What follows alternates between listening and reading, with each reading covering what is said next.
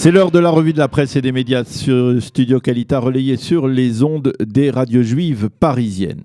La confrontation de l'État d'Israël face au coronavirus a franchi hier un palier supplémentaire, un de plus, et lorsque Benyamin Netanyahou a annoncé hier soir, dans un discours à la nation, on va dire plus alarmiste que celui d'Emmanuel Macron en France une heure plus tard, la fermeture des établissements scolaires de tout le pays, des millions d'Israéliens, y compris parmi ceux qui paraissaient jusque-là relativement incrédules, ont compris que cette crise était, comme l'a dit M. Netanyahou, la plus grave de l'histoire de l'État d'Israël. Et ce matin, plus que jamais, c'est cette guerre contre le coronavirus qui fait la manchette des quotidiens israéliens du vendredi.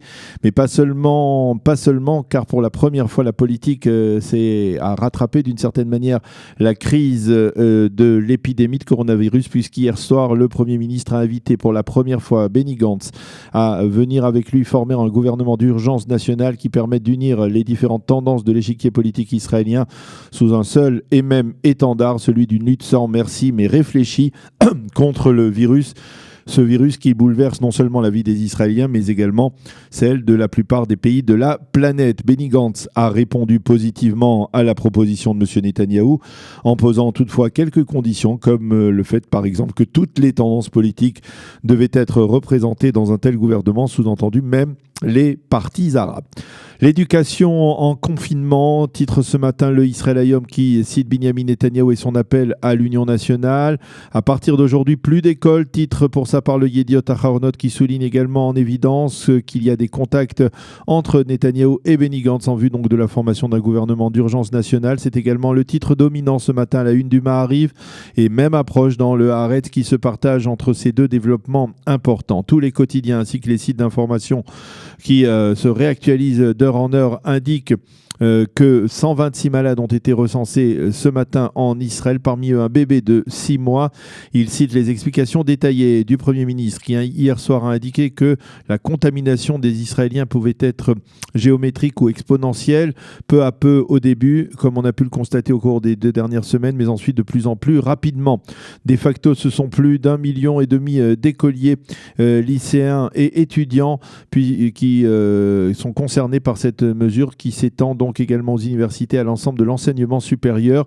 Les quotidiens israéliens continuent à informer la population des répercussions économiques de la crise, et ce alors que des dizaines de milliers d'Israéliens qui sont en quarantaine se préoccupent également donc de leur situation propre sur le plan économique. Ainsi, par exemple, le Israël Hayom répond à des questions ce matin, de nombreuses questions qui lui sont posées via son site d'information, comme par exemple, est-ce qu'un employeur a le droit de limoger un employé qui est en quarantaine? Est-ce qu'un employeur peut imposer à un employé de prendre ses journées de congé en raison de la crise, et comment les tribunaux se comporteront envers les employeurs qui retarderont le virement des salaires à leurs employés en raison de la crise et parce qu'ils n'ont pas les moyens nécessaires de leur payer le salaire.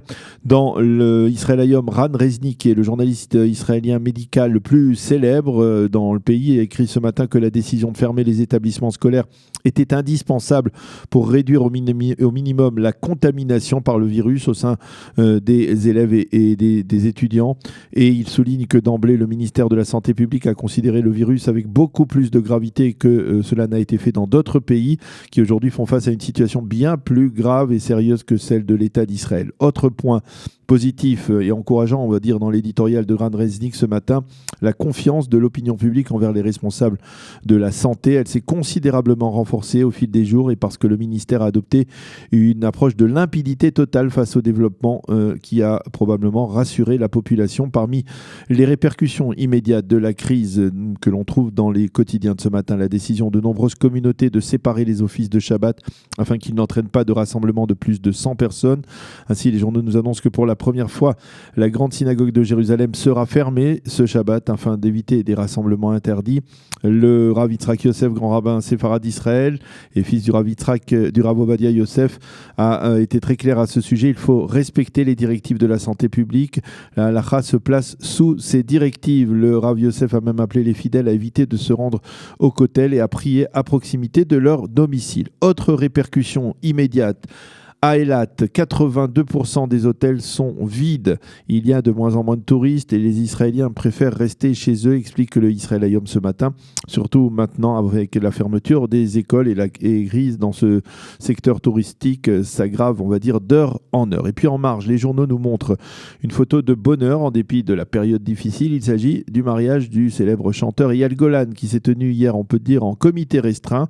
Il y avait 100 invités au total alors que Golan devait en avoir à l'origine 1400. Les quotidiens israéliens ce matin nous informent de la progression du coronavirus dans d'autres pays, avec en particulier la situation catastrophique, on le sait, en Italie, avec un nouveau seuil franchi hier, le seuil des 1000 morts, je vous le disais ce matin. La politique a rattrapé l'épidémie et les analystes politiques qui, ces derniers jours, avaient été écartés, on va dire, des prime time des journaux télévisés au profit des journalistes et experts médicaux reviennent ce matin sur le devant de l'actualité après l'invitation de Benyamin Netanyahou à Benny Gantz à venir siéger dans un gouvernement d'urgence nationale. Les journaux indiquent qu'après cette annonce, le Premier ministre a appelé Benny Gantz qui a accepté de le rencontrer et M. Netanyahou a également eu une conversation téléphonique avec le président de l'État, Reuven Rivlin, qui, dans l'absolu et selon le calendrier, doit recevoir durant toute la journée de dimanche prochain les chefs de toutes les formations représentées dans la 23e Knesset pour savoir qui de Gantz ou de Netanyahou ils recommanderont pour former un gouvernement.